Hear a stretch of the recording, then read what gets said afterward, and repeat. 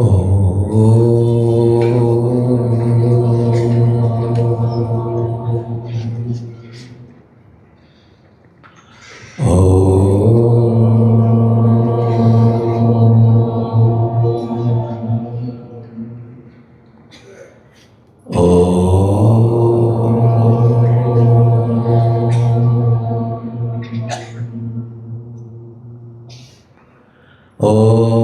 सहनावतु सहनौ भुनक्तु सह वीर्यं करवावहै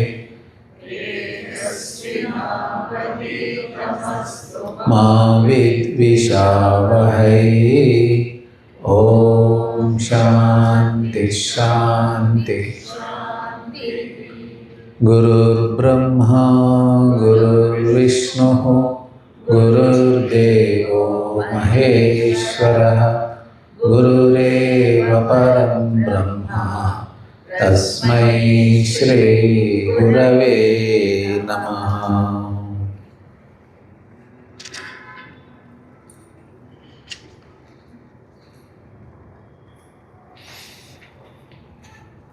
कृष्ण भजन 20। कृपा करो हरि नारायण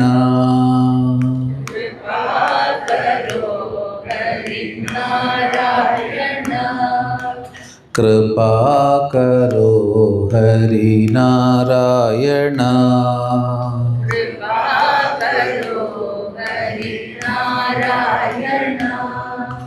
दया करो हे जगवंदना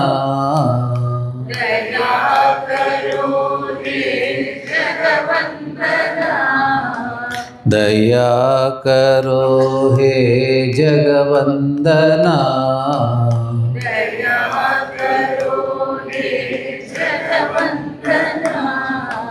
कृपा करो हरि नारायण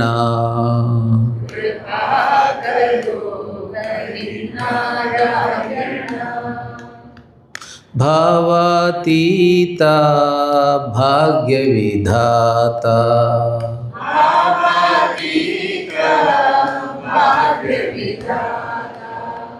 भावातीता भाग्य विधाता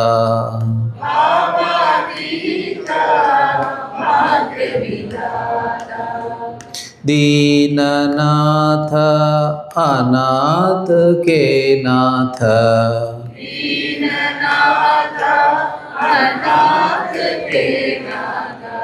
दीननाथ अनाथ के नाथ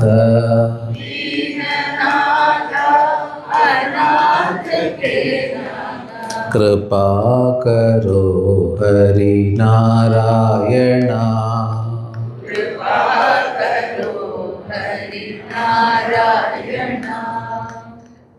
मायातीता ज्ञान प्रदाता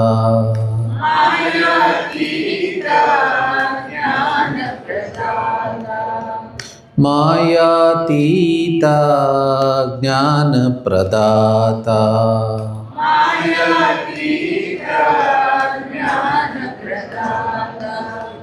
दीननाथ अनाथ के नाथ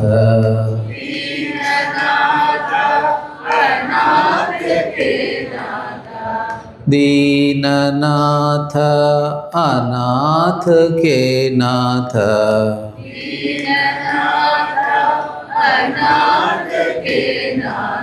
कृपा करो हरि नारायण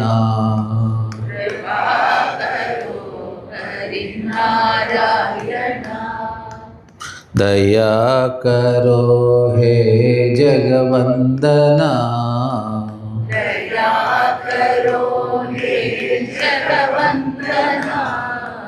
कृपा करो हरि नारायण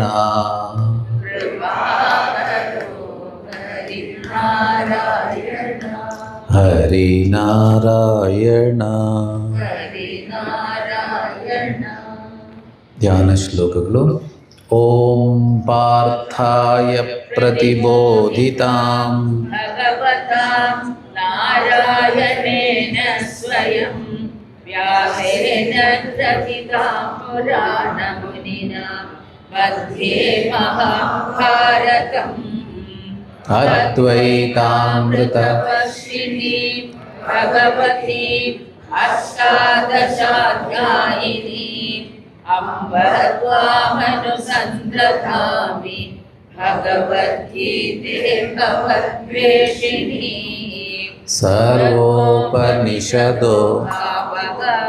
ದೋಗ್ಧಾ ಗೋಪಾಲನಂದನಃ ಪಾರ್ಥೋ ವತ್ಸಸುಧೀರ್ಭೋಕ್ತಾ ದುಗ್ಧಂ ಗೀತಾಮೃತಂ ಮಹತ್ ವಸುದೇವಸುತಂ ದೇವಂ ಕಂಸಚಾಣೂರಮರ್ದನಂ ದೇವಕೀ ಪರಮಾನಂದಂ ಕೃಷ್ಣಂ ವಂದೇ ಜಗದ್ಗುರುಂ ಮೂಕಂ ಕರೋತಿ ವಾಚಾಲಂ ಪಂಗುಂ ಲಂಘಯತೆ ಗಿರಿಂ ಯತ್ಕೃಪಾತಮಹಂ ವಂದೇ ಪರಮಾನಂದಮಾಧವಂ ಯಂ ಬ್ರಹ್ಮಾ ವರುಣೇಂದ್ರ ರುದ್ರಮರುತಃ ಶೃಣ್ವಂತಿ ದಿವ್ಯೈಃ ಸರ್ವೈಃ ವೇದೈಃ ಸಾಂಗಪದಕ್ರಮೋಪನಿಷದೈಃ ಗಾಯಂತಿ ಯಂ ಸಾಮಗಾಃ ಧ್ಯಾನಾವಸ್ಥಿತತೇನ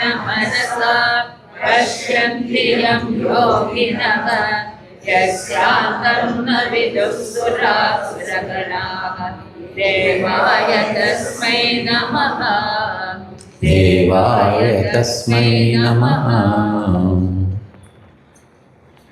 ಇವತ್ತು 5ನೇ ಅಧ್ಯಾಯದಲ್ಲಿ ಸ್ವಲ್ಪ ಕೆಲವು ಶ್ಲೋಕಗಳನ್ನ ನೋಡಿ ಆಮೇಲೆ 6ನೇ ಅಧ್ಯಾಯಕ್ಕೆ ಹೋಗೋಣ. 5ನೇ ಅಧ್ಯಾಯ ನಿನ್ನೆ 3 ಶ್ಲೋಕ ನೋಡಿದ್ವಿ. ಈಗ 4ನೇ ಶ್ಲೋಕವನ್ನು ನೋಡೋಣ. ನಾನು ಹೇಳಿದ ಮೇಲೆ ರಿಪೀಟ್ ಮಾಡಿ. ಶ್ರೀ ಭಗವಾನುವಾಚ ಶ್ರೀಭಗವಾನುವಾಚ ಸಾಂಖ್ಯಯೋಗೌ ಪೃಥಕ್ ಬಾಲಾಃ ಸಾಂಖ್ಯಯೋಗೋ ಪೃಥಕ್ ಬಾಲಾಃ ಪ್ರವದಂತಿ ನ ಪಂಡಿತಾಃ ಪ್ರವದಂತಿ ನ ಪಂಡಿತಾಃ ಏಕಮಪ್ಯಾಸ್ಥಿತಃ ಸಮ್ಯಕ್ ಏಕಮಪ್ಯಾಸ್ಥಿತಃ ಸಮ್ಯಕ್ ಉಭಯೋರ್ವಿಂದತೆ ಫಲಂ. ಉದಯೋರ್ವಿಂದತೆ ಫಲಂ ಒಟ್ಟಿಗೆ ಸಾಂಖ್ಯಯೋಗೌ ಪೃಥಕ್ ಬಾಲಾಃ ಪ್ರವದಂತಿ ನ ಪಂಡಿತಾಃ ಏಕಮಪ್ಯಾಸ್ಥಿತಃ ಸಮ್ಯಕ್ ಉಭಯೋರ್ವಿಂದತೆ ಫಲಂ. ಸೊ ಇಲ್ಲಿ ಮೊದಲನೇ ಪದ ಸಾಂಖ್ಯ ಯೋಗವು. ಇದನ್ನು ಬಿಡಿಸುವಾಗ ಸಾಂಖ್ಯ ಮತ್ತು ಯೋಗ ಅಂತ ಬಿಡಿಸ್ಬೇಕು. ಸಾಂಖ್ಯ ಅಂತಂದರೆ ಇಲ್ಲಿ ವಿವಿಧಿಷಾ ಸನ್ಯಾಸ. ಸಾಂಖ್ಯ ಅಂದರೆ ನಿನ್ನೆ ನೋಡಿದ್ವಲ್ಲ, ವಿವಿಧಿಷಾ ಸನ್ಯಾಸ, ಸನ್ಯಾಸ ಆಶ್ರಮ. ವಿವಿಧಿಷಾ ಸನ್ಯಾಸ ಅಂದರೆ ಸನ್ಯಾಸ ಆಶ್ರಮ. ಯೋಗ ಅಂದರೆ ಕರ್ಮಯೋಗ. ಕರ್ಮಯೋಗಕ್ಕೆ ಕ್ಷೇತ್ರ ಯಾವುದು? ಗೃಹಸ್ಥಾಶ್ರಮ. ಸೊ ಯೋಗ ಅಂದರೆ ಕರ್ಮಯೋಗ ಅಥವಾ ಗೃಹಸ್ಥಾಶ್ರಮ. ಸಾಂಖ್ಯ ಅಂತಂದರೆ ವಿವಿಧಿಷಾ ಸನ್ಯಾಸ ಅಥವಾ ಸನ್ಯಾಸ ಆಶ್ರಮ. ಸೊ ಪೃಥಕ್, ಪೃಥಕ್ ಅಂದ್ರೇನು?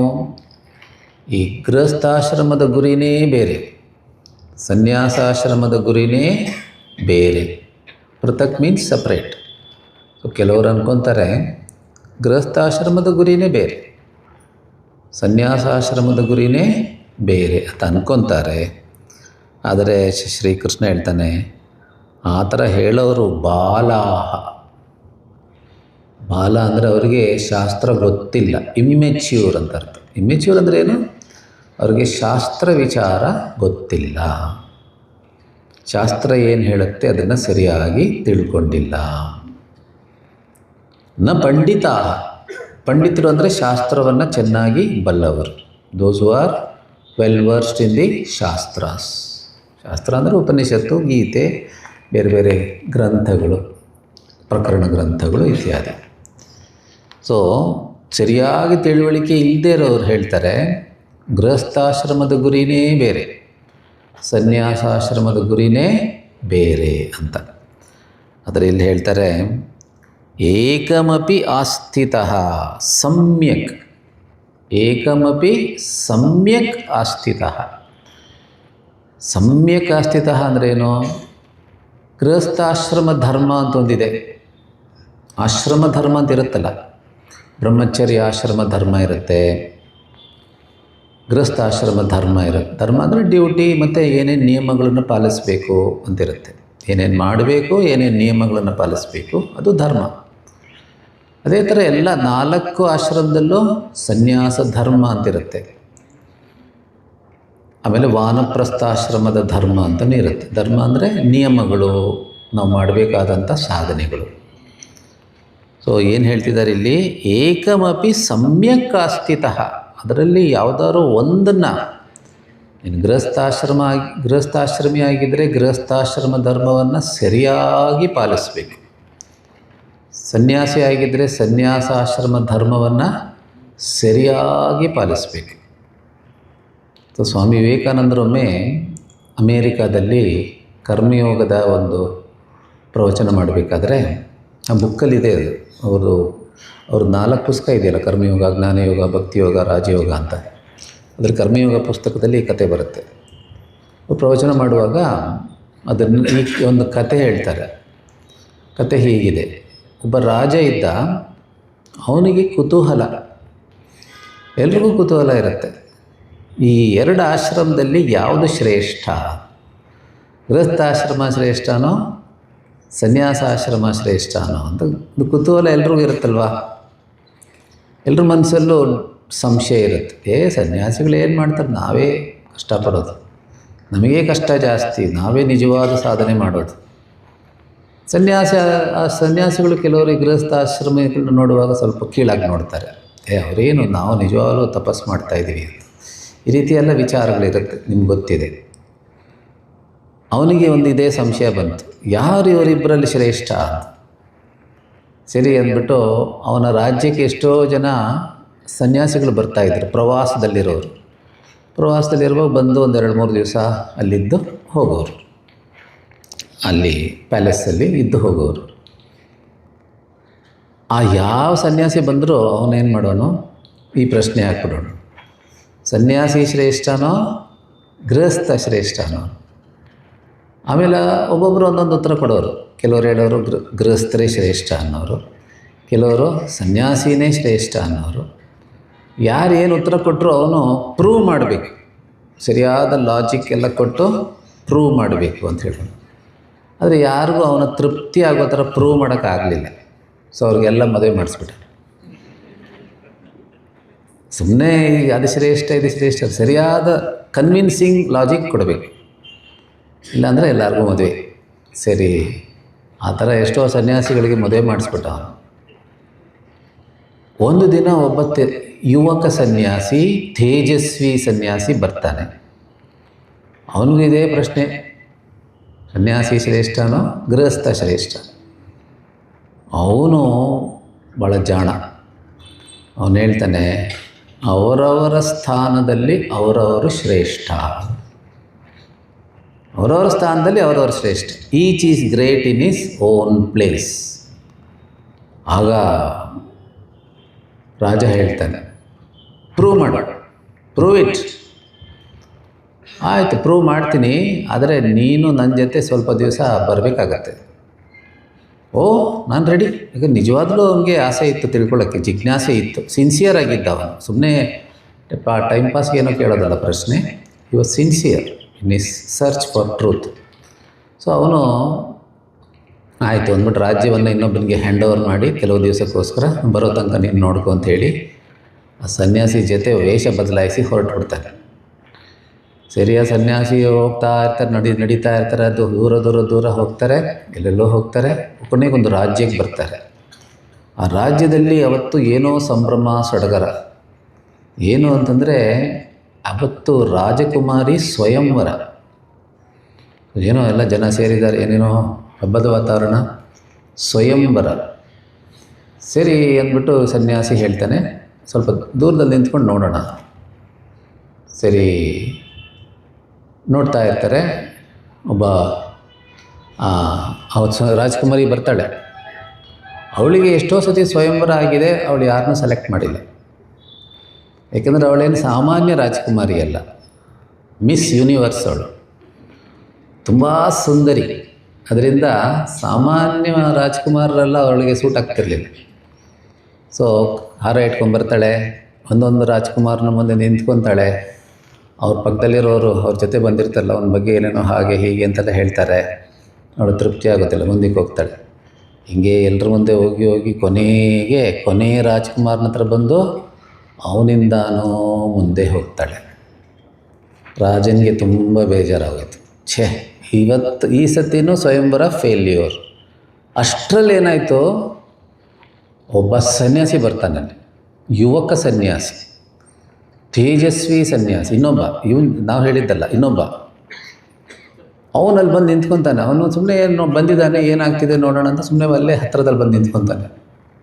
ಅವನು ನೋಡಿದ ತಕ್ಷಣ ರಾಜ್ಕುಮಾರಿ ಅವನಿಗೆ ಹಾರ ಹಾಕ್ಬಿಡ್ತಾಳೆ. ನೋಡಿದ ತಕ್ಷಣ ರಾಜ್ಕುಮಾರಿ ಅವನಿಗೆ ಹಾರ ಹಾಕ್ಬಿಡ್ತಾಳೆ. ಇವಾಗಿರೋದು ಇಂಪಾರ್ಟೆಂಟ್ ಪಾಯಿಂಟ್.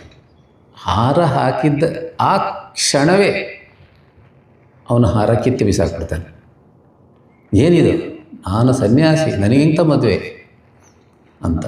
ಆಗ ರಾಜನಿಗೆ ಅಯ್ಯೋ ಒಳ್ಳೆ ಚಾನ್ಸ್ ಹೋಯ್ತಲ್ಲ ಅಂದ್ಬಿಟ್ಟು, ನೋಡು ನೀನು ನನ್ನ ಮಗಳನ್ನ ಮದುವೆ ಆದರೆ ಈಗಲೇ ನಿಂಗೆ ಅರ್ಧ ರಾಜ್ಯ ಕೊಟ್ಬಿಡ್ತೀನಿ, ಈಗಲೇ ನಿನಗೆ ಅರ್ಧ ರಾಜ್ಯ ಕೊಟ್ಬಿಡ್ತೀನಿ. ಆವಾಗ ಅವನು ಒಂದು ಕ್ಷಣನೂ ಯೋಚನೆ ಮಾಡೋದಿಲ್ಲ. ನಾನು ಸನ್ಯಾಸಿ ಇದೆಲ್ಲ ನನಗೆ ಬೇಕಿಲ್ಲ ಅಂದ್ಬಿಟ್ಟು ಅವನು ಹೊರಟೇ ಬಿಡ್ತಾನೆ. ಫಾಸ್ಟಾಗಿ ನಡ್ಕೊಂಡು ಹೋಗ್ತಾನೆ, ಕಾಡಿನ ಕಡೆ ಹೋಗ್ತಾನೆ. ಅಷ್ಟರಲ್ಲಿ ರಾಜ್ಕುಮಾರಿಗೆ ಅವನ ಮೇಲೆ ಮನಸ್ಸಾಗ್ಬಿಟ್ಟಿದೆ. ಅವಳು ಅವನಿಂದನೇ ಹೋಗ್ತಾಳೆ. ಇವರಿಬ್ಬರಿದಾರಲ್ಲ, ನಮ್ಮ ಸನ್ಯಾಸಿ ಮತ್ತು ರಾಜ, ಇವರು ಸನ್ಯಾಸಿ ಹೇಳ್ತಾನೆ ನಾವು ಅವರಿಂದ ಹೋಗೋಣ ಅಂತ. ಸೊ ಸ್ಟಾರ್ಟಿಂಗಲ್ಲಿ ಹೇಳಿದ್ರೆ ಆ ಸನ್ಯಾಸಿ, ಅವನಿಂದೇ ರಾಜ್ಕುಮಾರಿ, ಅವನಿಂದೇ ಇವರಿಬ್ಬರು ಹೋಗ್ತಾ ಇರ್ತಾರೆ. ಆದರೆ ರಾಜನಿಗೆ ಆ ಸನ್ಯಾಸಿಗೆ ಎಲ್ಲ ಗೊತ್ತು, ಕಾಡಿನ ದಾರಿಗಳು ಎಲ್ಲ ಗೊತ್ತು ಅವನೆಲ್ಲ ಹೋಗಿ ತಪ್ಸ್ಕೊಂಡ್ಬಿಡ್ತಾನೆ. ಇವಳು ಹೋಗ್ತಾ ಇರ್ತಾಳೆ, ಕೊನೆಗೆ ಗೊತ್ತಾಗೋದಿಲ್ಲ. ಅಷ್ಟೊತ್ತಿಗೆ ಸಂಜೆ ಆಗಿಬಿಡುತ್ತೆ, ರಾತ್ರಿ ಆಗಿಬಿಡುತ್ತೆ, ಕತ್ತಲೆ ಆಗಿಬಿಡುತ್ತೆ. ಅವಳು ಪಾಪ ಯಾವುದೋ ಮರದ ಕೆಳಗೆ ಕೂತ್ಕೊಂಡು ಅಳ್ತಾ ಇರ್ತಾಳೆ. ಅವಾಗ ಇವರಿಬ್ಬರು ಬರ್ತಾರೆ, ನಮ್ಮ ಸನ್ಯಾಸಿ ಮತ್ತು ರಾಜ. ಇವರಿಬ್ಬರು ಬಂದು, ಏನು ಅಳಬೇಡ ನೀನು, ನಾವು ಇವತ್ತು ರಾತ್ರಿ ಎಲ್ಲೂ ಹೋಗೋಕ್ಕಾಗಲ್ಲ, ತುಂಬ ಕತ್ತಲೆ ಆಗಿಬಿಟ್ಟಿದೆ, ಈ ಕಾಡಲ್ಲಿ ತುಂಬ ಡೇಂಜರು, ನಾವು ನಿನ್ನ ಜೊತೆನೇ ಇರ್ತೀವಿ, ಇಲ್ಲೇ ಇರೋಣ ನಮ್ಮ ಮರದ ಕೆಳಗೆ, ಬೆಳಿಗ್ಗೆ ನಾವು ನಿನ್ನನ್ನು ಅರಮನೆಗೆ ಬಿಟ್ಟು ನಾವು ಹೋಗ್ತೀವಿ. ಸರಿ, ಅವಳು ಸುಮ್ಮನೆ ಆಗ್ತಾಳೆ. ಅಷ್ಟರಲ್ಲಿ ಏನೋ ಮಾತು ಕೇಳಿಸುತ್ತೆ. ಏನು ಅಂದರೆ, ಆ ಮರದ ಮೇಲೆ ಒಂದು ಪಕ್ಷಿ ಕುಟುಂಬ ಇದೆ. ಪಕ್ಷಿ ಕುಟುಂಬ, ಒಂದು ಗಂಡು ಪಕ್ಷಿ, ಒಂದು ಹೆಣ್ಣು ಪಕ್ಷಿ, ಇಬ್ಬರು ಮರಿಗಳು, ಮೂರು ಹೇಳೋದಕ್ಕೇನು ಕಮ್ಮಿ, 3 ಮರಿ. ಸೊ 3 ಮರಿ ಪಕ್ಷಿಗಳು. ಸೊ ಅದನ್ನೆಲ್ಲ ಇರುತ್ತೆ, ಫುಲ್ ಫ್ಯಾಮಿಲಿ. ಸೊ ಆ ಗಂಡು ಪಕ್ಷಿ ಹೇಳುತ್ತೆ, ಯಾರೋ ನಮ್ಮ ಮನೆಗೆ ಬಂದಿದ್ದಾರಲ್ಲ ಅತಿಥಿಗಳು, ನಾವು ಏನಾದರೂ ಮಾಡಬೇಕಲ್ಲ ಅವರಿಗೆ ಅಂತ.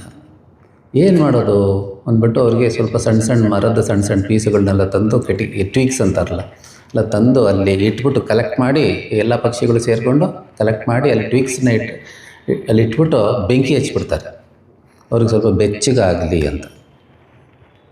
ಅತಿಥಿ ಸತ್ಕಾರ ಮಾಡಬೇಕಲ್ಲ. ಪಂಚಮಹಾಯಜ್ಞದಲ್ಲಿ ಒಂದು ಯಾವುದು, ಮನುಷ್ಯ ಯಜ್ಞ, ಅತಿಥಿ ಸತ್ಕಾರ ಮಾಡ್ತಾರೆ. ಆಮೇಲೆ ಅವರ ಗಂಡು ಪಕ್ಷಿ ಹೇಳುತ್ತೆ, ಅಲ್ಲ ಅವ್ರು ಬರೀ ಬೆಚ್ಚಗೆ ಮಾಡಿ ಏನು ಪ್ರಯೋಜನ, ಅವ್ರಿಗೆ ಆಹಾರ ಕೊಡಬೇಕಲ್ಲ. ಏನು ಆಹಾರ ಕೊಡೋದು ಇವರಿಗೆ? ಇಲ್ಲ, ನಾನು ಶರೀರವನ್ನೇ ಕೊಟ್ಬಿಡ್ತೀನಿ ಅಂದ್ಬಿಟ್ಟು ಅವನ ಬೆಂಕಿಗೆ ಹಾರಿ ಸತ್ತೋಗ್ಬಿಡ್ತಾನೆ. ಆಗ ಹೆಣ್ಣು ಪಕ್ಷಿ, ತಾಯಿ ಪಕ್ಷಿ, ನಮ್ಮ ಗಂಡ ಮಾಡಿದ ಕೆಲಸ ಪೂರ್ತಿ ಮಾಡೋದು ನನ್ನ ಧರ್ಮ, ನನ್ನ ಸ್ವಧರ್ಮ ಅಂಥೇಳಿ ಅವಳು ಬೆಂಕಿ ಒಳಗೆ ಬಿದ್ದು ಸತ್ತೋಗ್ಬಿಡ್ತಾಳೆ. ಆಮೇಲೆ ಮಕ್ಕಳು, ಅಯ್ಯೋ ಅಪ್ಪ ಅಮ್ಮ ಮಾಡಿದ ಕೆಲಸ ಪೂರ್ತಿ ಮಾಡೋದು ನಮ್ಮ ಸ್ವಧರ್ಮ, ಪಿತೃಯಜ್ಞ ಅಂದ್ಬಿಟ್ಟು ಅವರು 3 ಜನನೂ ಬೆಂಕಿಯೊಳಗೆ ಬಿದ್ದು ಸಾಯ್ತಾರೆ. ಒಟ್ಟಿನಲ್ಲಿ ಪಶಿ ಕುಟುಂಬ ಹೋಯಿತು. ಆದರೆ ಇವರು ಅದನ್ನು ನೋಡ್ತಾ ಇರ್ತಾರೆ, ಆಶ್ಚರ್ಯದಿಂದ ನೋಡ್ತಾ ಇರ್ತಾರೆ. ಸುಮ್ಮನೆ ನೋಡ್ತಾ ಕೂತಿರ್ತಾರೆ, ಏನಿದೆ ಆಶ್ಚರ್ಯ ಅಂತ, ಇಂಥ ಕುಟುಂಬ ಇದು ಅಂದ್ಬಿಟ್ಟು.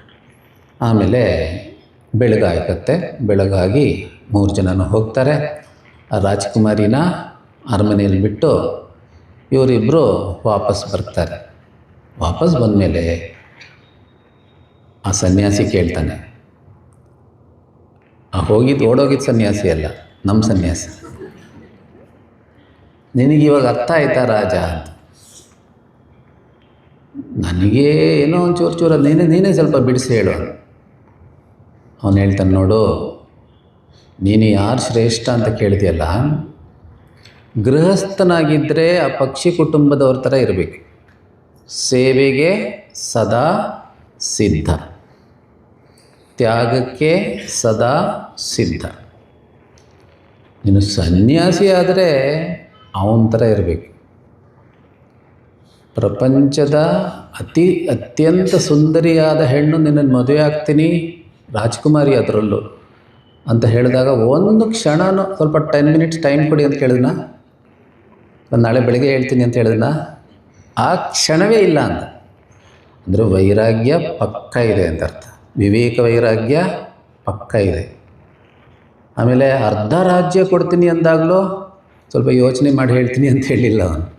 ತಕ್ಷಣ he rejected the officer, that offer, that very moment he rejected. So ಸನ್ಯಾಸಿ ಆದರೆ ಹೆಣ್ಣು ಹೊನ್ನು ಮಣ್ಣು ಕೀರ್ತಿ ಅದು ಯಾವುದಕ್ಕೂ ಒಂದು ಚೂರು ಬೆಲೆ ಕೊಡದೆ ಆ ಸನ್ಯಾಸಿ ಥರ ಇರಬೇಕು. ಗೃಹಸ್ಥನಾದರೆ ಸೇವೆಗೆ ಸದಾ, ತ್ಯಾಗಕ್ಕೆ ಸದಾ ಸಿದ್ಧನಾಗಿ ಆ ಪಕ್ಷಿ ಕುಟುಂಬದ ಥರ ಇರಬೇಕು. ಆಗ ಗೃಹಸ್ಥಾಶ್ರಮನೂ ಶ್ರೇಷ್ಠನೇ, ಸನ್ಯಾಸಾಶ್ರಮನೂ ಶ್ರೇಷ್ಠ ಅಂತ ಹೇಳಿ. ಆಗ ರಾಜನಿಗೆ ತೃಪ್ತಿ ಆಯಿತು. ಮತ್ತೆ ಯಾವ ಸನ್ಯಾಸಿನೂ ಮದುವೆ ಮಾಡಿಸ್ಲಿಲ್ಲ ಅವನು. ಸದ್ಯ ಎಲ್ಲ ಸನ್ಯಾಸಿಗಳು ಬಚಾವಾದರು. ಸೊ ಅದರಿಂದ ಇಲ್ಲೇನು ಹೇಳ್ತಿರೋದು, ಏಕಮಪಿ ಸಮ್ಯಕ್ ಆಸ್ಥಿತಃ. ಸಮ್ಯಕ್ ಅಂದರೆ ಆಶ್ರಮ ಧರ್ಮವನ್ನು ಸರಿಯಾಗಿ ಪಾಲಿಸಬೇಕು. ಮತ್ತು ವೇದಾಂತ ಅಧ್ಯಯನವೂ ಇರಬೇಕು. ಮೊದಲು ಕರ್ಮಯೋಗ ಜಾಸ್ತಿ, ಆಮೇಲೆ ವೇದಾಂತ ಅಧ್ಯಯನ ಜಾಸ್ತಿ ಆಗುತ್ತೆ. ಗೃಹಸ್ಥರ ಉದಾಹರಣೆ ತಗೊಳ್ಳೋದಾದರೆ ಮೊದಲು ಕರ್ಮಯೋಗ ಜಾಸ್ತಿ, ಆಮೇಲೆ ಕ್ರಮೇಣ ವೇದಾಂತ ಅಧ್ಯಯನ ಜಾಸ್ತಿ. ಆಗ ಗೃಹಸ್ಥಾಶ್ರಮದಲ್ಲೇ ಎಲ್ಲ ಸಿದ್ಧಿ ಆಗುತ್ತೆ. ಆ ಥರ ಎಷ್ಟೋ ಜನ ಇದ್ರಲ್ಲ, ಜನಕರ ಉದಾಹರಣೆ ಕೊಡ್ತಾರೆ, ಇನ್ನೂ ಎಷ್ಟೋ ಜನ ಇದ್ದರು. ಆ ರೀತಿ ನಾನು ನಿಸರ್ಗದತ್ ಮಹಾರಾಜದ ಉದಾಹರಣೆ ಕೊಟ್ಟೆ. ಇವತ್ತು ಬೆಳಗ್ಗೆ ಸ್ವಾಮೀಜಿ ಅವರೇ, ನಿಸರ್ಗದತ್ ಮಹಾರಾಜ್ ಗೊತ್ತಲ್ಲ ನಿಮಗೆ, ನಾನು ಅವ್ರನ್ನ ನೋಡಿದ್ದೀನಿ ಅಂತ ಮಾತಾಡುವಾಗ, ನಿಸರ್ಗದತ್ ಮಹಾರಾಜನ ನಾನು ನೋಡಿದ್ದೀನಿ, ಅವ್ರ ಜೊತೆ ಮಾತಾಡಿದ್ದೀನಿ ಅಂತ ಹೇಳಿದ್ರು. ನೋಡಿ ನೆನ್ನೆ ತಾನೇ ಹೇಳಿದ್ದೆ ಅವ್ರ ಹೆಸರು ಸ್ವಾಮೀಜಿ ಬಾಯಲ್ಲೇ ಬಂತು ಅಂತ ಹೇಳಿ ಅಂದ್ಕೊಂಡೆ. ಸೊ ಸಮ್ಯಕ್ ಆಸ್ಥಿತಃ ಉಭಯೋರ್ವಿಂದತೆ ಫಲಂ. ಎರಡರ ಫಲ ಒಂದೇ, ಅಂತಿಮ ಗುರಿ ಒಂದೇ, ಅಂತಿಮ ಫಲ ಎರಡರಲ್ಲೂ ಒಂದೇ. ಏನು? ಮೋಕ್ಷ ಫಲ. ಮೋಕ್ಷ ಅಂದರೆ ಪೂರ್ಣತ್ವ ಪ್ರಾಪ್ತಿ. ಹೇಗೆ? ಜ್ಞಾನದಿಂದ. ಅಹಂ ಬ್ರಹ್ಮಾಸ್ಮಿ ಅಂದರೆ ಏನು? ಅಹಂ ಪೂರ್ಣ ಅಸ್ಮಿ. ನಾನು ಪರಿಚ್ಛಿನ್ನ ಜೀವ ಅಂತ ಅಂದ್ಕೊಳ್ಳೋದು ಅಜ್ಞಾನ, ನಾನು ಅಪರಿಚ್ಛಿನ್ನ ಬ್ರಹ್ಮ ಅಂತ ತಿಳ್ಕೊಳ್ಳೋದು ಜ್ಞಾನ. ಆ ಜ್ಞಾನದಲ್ಲಿ ನಿಷ್ಠೆ ಬರಬೇಕು, ಅದೇ ಮುಕ್ತಿ. ಸೊ ಶ್ರೀಕೃಷ್ಣ ಇಲ್ಲಿ ಹೇಳ್ತಿದ್ದಾನೆ, ಆಶ್ರಮ ಮುಖ್ಯ ಅಲ್ಲ, ಸಾಧನೆ ಮುಖ್ಯ. ಔಟರ್ ಏನೇನು ನಮ್ಮ ಜೀವನ ಶೈಲಿ ಅದೆಲ್ಲ ನಮ್ಮ ಸಾಧನೆಗೆ ಅನುಕೂಲವಾಗಿದ್ದರೆ ಒಳ್ಳೆಯದು. ಸಾಧ್ಯವಾದಷ್ಟು ನಮ್ಮ ಜೀವನ ಶೈಲಿ ನಮ್ಮ ಸಾಧನೆಗೆ ಅನುಕೂಲವಾಗಿದ್ದರೆ ತುಂಬ ಒಳ್ಳೆಯದು. ಸಾಧನೆ ಜಾಸ್ತಿ ಬೇಗ ಮುಂದಕ್ಕೆ ಹೋಗುತ್ತೆ. ಇಲ್ಲದೇ ಸ್ವಲ್ಪ ಡಿಸ್ಟರ್ಬ್ ಆಗ್ಬೋದು ಆ ಕಡೆ ಈ ಕಡೆ ಎಲ್ಲ. ಆದರೆ ಒಟ್ಟಿನಲ್ಲಿ inner growth is the primary ಸಾಧನ. ಇನ್ನರ್ ಗ್ರೋತ್ಗೆ ನಾವು ಏನು ಮಾಡಬೇಕು ಮಾಡ್ತಾ ಹೋದರೆ ವಿವೇಕ ವೈರಾಗ್ಯ, ಆಮೇಲೆ ಜ್ಞಾನ, ಆಮೇಲೆ ಜ್ಞಾನ ನಿಷ್ಠೆ. ಇಷ್ಟು ಮಾಡಿದ್ರೆ ಆಶ್ರಮ ಮುಖ್ಯ ಅಲ್ಲ, ಸಾಧನೆ ಮುಖ್ಯ ಅಂತ ಇಲ್ಲಿ ಶ್ರೀಕೃಷ್ಣ ಇಲ್ಲಿ ಹೇಳ್ತಾ ಇದ್ದಾನೆ. ಅದರಿಂದ ನೀನು ಗೃಹಸ್ಥಾಶ್ರಮ, ಸನ್ಯಾಸಾಶ್ರಮ, ಆಶ್ರಮದಿಂದ ಯಾರಿಗೂ ಮುಕ್ತಿ ಇಲ್ಲ, ಆಶ್ರಮಕ್ಕೆ ಸೇರೋದರಿಂದ ಯಾರಿಗೂ ಮುಕ್ತಿ ಇಲ್ಲ. ಆದರೆ ಸಾಧನೆ ಮಾಡೋದರಿಂದ ಮುಕ್ತಿ. ಸಾಧನೆ ಎಲ್ರಿಗೂ ಒಂದೇ, ಚಿತ್ತಶುದ್ಧಿ, ಆಮೇಲೆ ಜ್ಞಾನ ಪ್ರಾಪ್ತಿ, ಜ್ಞಾನನಿಷ್ಠಾ ಪ್ರಾಪ್ತಿ, 3 ಹಂತ. ಫಸ್ಟು ಜ್ಞಾನ ಯೋಗ್ಯತಾ ಪ್ರಾಪ್ತಿ, ಸೆಕೆಂಡು ಜ್ಞಾನ ಪ್ರಾಪ್ತಿ, ಮೂರನೇದು ಜ್ಞಾನ ನಿಷ್ಠಾ ಪ್ರಾಪ್ತಿ. ಅದೇ ಸಾಧನೆ, ಇನ್ನು ಬೇರೆ ಮಾರ್ಗ ಇಲ್ಲವೇ ಇಲ್ಲ, ಇದೊಂದೇ ಮಾರ್ಗ ಇರೋದು ಅಂತ ಶಾಸ್ತ್ರಗಳು ಹೇಳ್ತಾ ಇದೆ. ಈಗ 10ನೇ ಶ್ಲೋಕಕ್ಕೆ ಹೋಗೋಣ. 10, 11, 12. 10, 11, 12. 10ನೇ ಶ್ಲೋಕ, ಅದು 11, 12 ಮೂರು ಕೂಡ ಕರ್ಮಯೋಗದ ವಿಚಾರನೇ. ಶ್ರೀ ಭಗವಾನುವಾಚ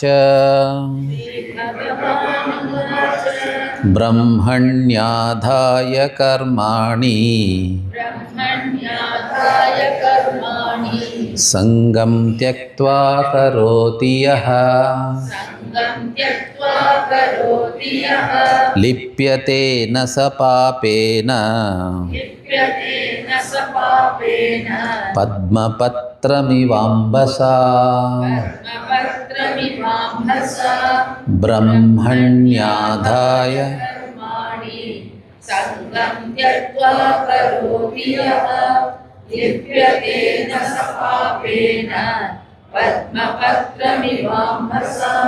ಸೊ ಇಲ್ಲೇನು ಹೇಳ್ತಿದ್ದಾರೆ? ಬ್ರಹ್ಮಣ್ಯಾದಾಯ, ಬ್ರಹ್ಮಣಿ ಆದಾಯ. ಇಲ್ಲಿ ಬ್ರಹ್ಮ ಅಂದರೆ ಈಶ್ವರ, ಭಗವಂತ. ಬ್ರಹ್ಮ ಅಂದರೆ ಈಶ್ವರ ಅಥವಾ ಭಗವಂತ. ಬ್ರಹ್ಮಣಿ ಅಂದರೆ ಭಗವಂತನಲ್ಲಿ. ಆದಾಯ ಅಂದರೆ ನಿಕ್ಷಿಪ್ಯ. ನಿಕ್ಷಿಪ್ಯ ಅಂದರೆ ಏನು? ಅರ್ಪಿಸಿ. ಏನನ್ನು ಅರ್ಪಿಸೋದು?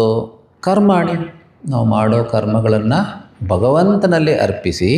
ಇದು ನಿನ್ನ ಪೂಜೆ, ಇದು ನಿನ್ನ ಸೇವೆ, ನಿನ್ನ ಆರಾಧನೆ, ಯಾವುದೋ ಒಂದು ಭಾವನೆಯಲ್ಲಿ ಅರ್ಪಿಸಿ. ಸಂಗಂ ತ್ಯಕ್ತ್ವ. ಸಂಘ ಅಂದರೆ ಕರ್ಮಫಲ ಸಂಘ, ಅಂದರೆ ಆ ಅನಿತ್ಯ ಕರ್ಮಫಲ, ಲೌಕಿಕ ಕರ್ಮಫಲ, ಭೌತಿಕ ಕರ್ಮಫಲ ಏನು ಬರುತ್ತೆ ಅದರಿಂದ ಅದನ್ನು ಹಚ್ಕೊಳ್ಳದೇ ಇರೋದು. ಅಂದರೆ ಆ ಕರ್ಮಫಲದಿಂದಲೇ ನನಗೆ ಸುಖ, ಶಾಂತಿ, ಆನಂದ, ತೃಪ್ತಿ ಸಿಗೋದು ಅನ್ನೋವಂಥ ಆ ಭಾವನೆ ಇಲ್ಲದೆ ಇರೋದು. ಯಾಕಂದರೆ ಅಧ್ಯಾತ್ಮದ ಮೂಲ ತತ್ವ ಏನು? ಆನಂದ, ಶಾಂತಿ ಅನ್ನೋದು ಹೊರಗಡೆಯಿಂದ ಬರೋದಲ್ಲ, ಅದು ಯಾವತ್ತೋ ಒಂದು ದಿವಸ ಬರೋದಲ್ಲ, ಮತ್ತು ಯಾರೋ ಕೊಡೋದಲ್ಲ, ಅದು ನಿನ್ನ ಸ್ವರೂಪ. ನಮಗೆ ಮೇನ್ ಬೇಕಾಗಿರೋದು PHS, ಪೀಸ್, ಹ್ಯಾಪಿನೆಸ್, ಸೆಕ್ಯೂರಿಟಿ. ಹೌದಾ? ಇದೇ 3 ಗುರಿ. ಶಾಂತಿ, ಆನಂದ, ಭದ್ರತೆ. ಅದಕ್ಕಿಂತಲೇ ಎಲ್ಲ ಬ್ಯಾಂಕಲ್ಲೂ ಸೆಕ್ಯೂರಿಟಿ ಡೆಪಾಸಿಟ್ ಎಲ್ಲರದ್ದು ಜೋರಾಗಿದೆ, ಕೋಟಿಗಟ್ಟಲೆ. PHS ಯಾಕೆ ಸೆಕ್ಯೂರಿಟಿ ಬೇಕು? We feel insecure. ಹೌದಾ? ಅದಿದ್ದರೆ ಸ್ವಲ್ಪ ಸೆಕ್ಯೂರಿಟಿ, ಬ್ಯಾಂಕಲ್ಲಿ ದುಡ್ಡಿದೆ, ಸೆಕ್ಯೂರಿಟಿ. ಆದರೆ ಶಾಸ್ತ್ರ ಹೇಳುತ್ತೆ, ಯಾರೋ ಒಬ್ಬ ಹೇಳಿದಂತೆ, ಅವನು ಬ್ಯಾಂಕಿಗೆ ಸೇರಿಕೊಂಡಿದ್ದೆ, ಯಾವುದೋ ಪ್ರೈವೇಟ್ ಬ್ಯಾಂಕ್ಗೆ. ಆಮೇಲೆ ಒಂದು 6 ತಿಂಗಳು, 1 ವರ್ಷ ಆದಮೇಲೆ ಅವನ ಕೆಲಸ ಪರ್ಮನೆಂಟ್ ಆಯಿತು. ಅವನು ಖುಷಿಯಲ್ಲಿ ಸ್ವೀಟ್ಸ್ ಹಂಚಿದ. ಅವನ ಫ್ರೆಂಡ್ ಹತ್ರ ಹೋಗಿ, ಏನು ಸ್ವೀಟು? ನನ್ನ ಕೆಲಸ ಪರ್ಮನೆಂಟ್ ಆಯಿತು. ಅದಕ್ಕೆ ಅವನು ಹೇಳ್ತಾನೆ, ನಿನ್ನ ಕೆಲಸ ಪರ್ಮನೆಂಟ್ ಆಯಿತು, ನಿನ್ನ ಬ್ಯಾಂಕ್ ಪರ್ಮನೆಂಟ್ ಅಲ್ವಲ್ಲ. ಯಾವ ಬ್ಯಾಂಕ್ ಯಾವಾಗ ಮುಳುಗೋಗುತ್ತೋ ಗೊತ್ತಿಲ್ಲ. ಸೊ ಈ ಪ್ರಪಂಚದಲ್ಲಿ ಯಾವುದೂ ಪರ್ಮನೆಂಟ್ ಇಲ್ಲ. ಮತ್ತು ಎಂಥ ಸೆಕ್ಯೂರಿಟಿ? ಹೊರಗಡೆಯಿಂದ ಸೆಕ್ಯೂರಿಟಿ ಸಿಗುತ್ತಾ? ಯಾವ ಸೆಕ್ಯೂರಿಟಿನೂ ಸಿಗೋದಿಲ್ಲ. Everything is insecure. How can an insecure thing give me security? So ಆನಂದ, ಶಾಂತಿ, ಭದ್ರತೆ, ಸೆಕ್ಯೂರಿಟಿ, ಇದು 3 ಹೊರಗಿಂದ ಬರುವಂಥದ್ದಲ್ಲ, ನಮ್ಮಲ್ಲೇ ಇದೆ. ನಮ್ಮ ಸ್ವರೂಪವನ್ನು ತಿಳ್ಕೊಳ್ಳೋದ್ರಿಂದ ಇದು 3 ಸಿಗುತ್ತೆ. ಆನಂದನೂ ಸಿಗುತ್ತೆ, ಶಾಂತಿನೂ ಸಿಗುತ್ತೆ, ಎವರ್ ಸೆಕ್ಯೂರ್ ಆತ್ಮ ನಾನು ಅಂತ ತಿಳ್ಕೊಳ್ಳೋದ್ರಿಂದ ಸೆಕ್ಯೂರಿಟಿನೂ ಸಿಗುತ್ತೆ. ನೈನಂ ಚಿಂದಂತಿ ಶಸ್ತ್ರಾಣಿ ನೈನಂ ದಹತಿ ಪಾವಕಃ ನ ಚೈನಂ ಕ್ಲೇದಯಂತ್ಯಾಪಃ ನ ಶೋಷಯತಿ ಮಾರುತಃ. ಶ್ರೀಕೃಷ್ಣ 2ನೇ ಅಧ್ಯಾಯದಲ್ಲಿ ಹೇಳ್ತಾನೆ, ಅರ್ಜುನ, ನಿನ್ನನ್ನು ಬೆಂಕಿ ಸುಡೋದಕ್ಕಾಗೋದಿಲ್ಲ, ನೀರು ಒತ್ತೆ ಮಾಡೋಕ್ಕಾಗೋದಿಲ್ಲ, ಗಾಳಿ ನಿನ್ನನ್ನೇನು ಮಾಡೋದಕ್ಕಾಗೋದಿಲ್ಲ, ಯಾವುದು ನಿನ್ನನ್ನು ಏನೂ ಪಂಚಭೂತಗಳು ನಿನ್ನನ್ನು ಮುಟ್ಟೋದಕ್ಕೆ ಸಾಧ್ಯವಿಲ್ಲ. ಇನ್ನು ನಿನಗೆ ಯಾಕೆ ಭಯ? ದುಃಖ ಯಾಕೆ? ದುಃಖ ಪಡುವಂಥದ್ದು ಏನಿದೆ ಈ ಜಗತ್ತಲ್ಲಿ? ನತ್ವಂ ಶೋಚಿತುಮರ್ಹಸಿ. ಮತ್ತೆ ಮತ್ತೆ ಹೇಳ್ತಾ ಇರ್ತಾನೆ 2ನೇ ಅಧ್ಯಾಯದಲ್ಲಿ, there is no reason to be sorrowful. ಜ್ಞಾನಚಕ್ಷು ಇದ್ದರೆ, ಇಲ್ಲದರೆ ಬರೀ ಸಾರೋನೇ. ಜ್ಞಾನಚಕ್ಷು ಇದ್ದರೆ there is no reason to be sorrowful. ಅಳೋದಕ್ಕೇನು ಕಾರಣ ಇಲ್ಲ. ಯಾರು ಅಳ್ತಾನೋ ಅವ್ರಿಗೆ ಭಗವದ್ಗೀತೆ ಅರ್ಥ ಆಗಿಲ್ಲ. ಯಾರೊಬ್ರು ಎಲ್ಲ ಗೀತೆ ಎಲ್ಲ ಚೆನ್ನಾಗಿ ಕೊನೆಗೆ ಅಳೋದು ನೋಡಿದ್ರೆ ಅವ್ರಿಗೆ ಗೀತೆ ಅರ್ಥ ಆಗಿಲ್ಲ ಅಂತ ಅಲ್ಲಿಗೆ ನಮ್ಗೆ ಅರ್ಥ ಆಗಬೇಕು. ನಾವೇ ಎಲ್ಲ ಹೇಳ್ಬೇಕು ಕೊನೆಗೆ ಅಳ್ತೀವಿ. ಅವಾಗ ಇಲ್ಲಿಗೆ ನಮ್ಗೆ ಭಗವದ್ಗೀತೆ ಒಳಗೆ ಹೋಗೇ ಇಲ್ಲ ಅಂತ. ಯಾರೋ ಒಬ್ಬರು ಗುರುದೇವ್ ಹೇಳಿದ್ರಂತೆ, I have gone through the Gita many times ಅಂತ. ಅದಕ್ಕೆ ಅವ್ರು ಕೇಳ್ತಾರೆ, has the Gita gone through you at least once ಅಂತ.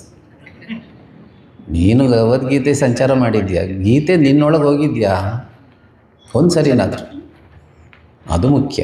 ಸೊ ಇಲ್ಲಿ ಹೇಳ್ತಾರೆ, ಬ್ರಹ್ಮಣ್ಯಾದಾಯ ಕರ್ಮಾಣಿ ಸಂಗಂ ತ್ಯಕ್ತ್ವಾ ಕರೋತಿ ಯಃ. ಯಾರೋ ತನ್ನ ಶಾಂತಿ ಆನಂದ ತೃಪ್ತಿಗೋಸ್ಕರ ಅನಿತ್ಯ ಕರ್ಮಫಲವನ್ನು ಆಶ್ರಯಿಸೋದಿಲ್ವೋ, ಆದರೆ ಕರ್ತವ್ಯ ಕರ್ಮಗಳನ್ನು ಈಶ್ವರಾರ್ಪಣ ಬುದ್ಧಿಯಿಂದ ಮಾಡ್ತಾರೋ ಅವನಿಗೆ ಯಾವ ಪಾಪವೂ ಬರೋದಿಲ್ಲ ಅರ್ಜುನ.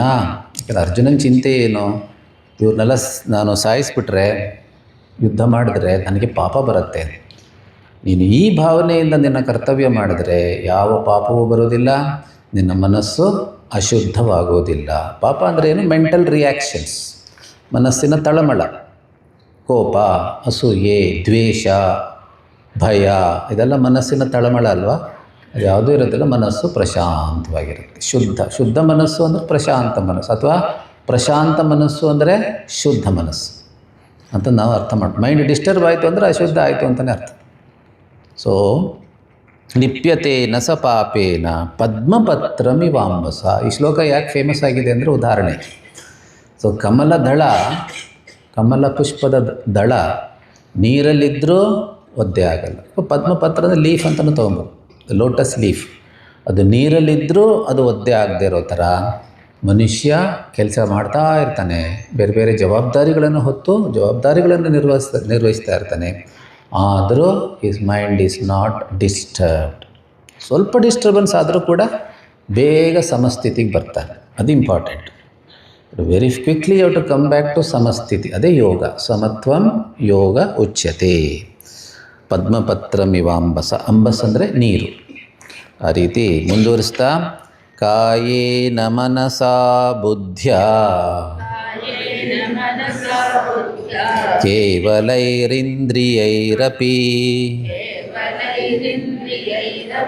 ಯೋಗಿನಃ ಕರ್ಮ ಕುರ್ವಂತಿ ಸಂಗಂ ತ್ಯಕ್ತ್ವಾತ್ಮಶುದ್ಧಯೇ ಕಾಯೇನ ಮನಸಾ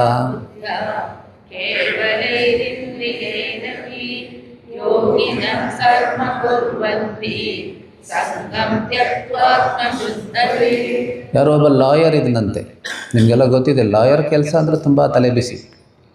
ಯಾರ್ಯಾರ್ದೋ ಸಮಸ್ಯೆಗಳನ್ನೆಲ್ಲ ಅವನು ಅದ್ರ ಬಗ್ಗೆ ಯೋಚನೆ ಮಾಡಬೇಕು. ಯಾರೋ ಗಂಡ ಹೆಂಡತಿ ಜಗಳ ಆಡಿದ್ರೆ ಇವನು ತಲೆ ಬಿಸಿ ಆಗುತ್ತೆ, ಇವನು ಅದ್ರ ಬಗ್ಗೆ ಯೋಚನೆ ಮಾಡಬೇಕು. ಇನ್ನೆಲ್ಲೋ ಯಾರ್ದೋ ಜಗಳ, ಇವನು ತಲೆ ಬಿಸಿ. ತುಂಬ ಕಷ್ಟದ ಕೆಲಸ ಲಾಯರ್. ಅಲ್ಲ, ಕಷ್ಟ ಅಂದರೆ ಅದೇ ರೂಢಿಯಾಗಿರೋರಿಗೆ ಯಾವುದೂ ಕಷ್ಟ ಇರೋಲ್ಲ ಅಂತ ಇಟ್ಕೊಳ್ಳಿ. ಆದರೆ ನಾವು ನೋಡೋ ರೀತಿ ಅದು ತುಂಬ ಕಷ್ಟದ ಕೆಲಸ ಅಂತ.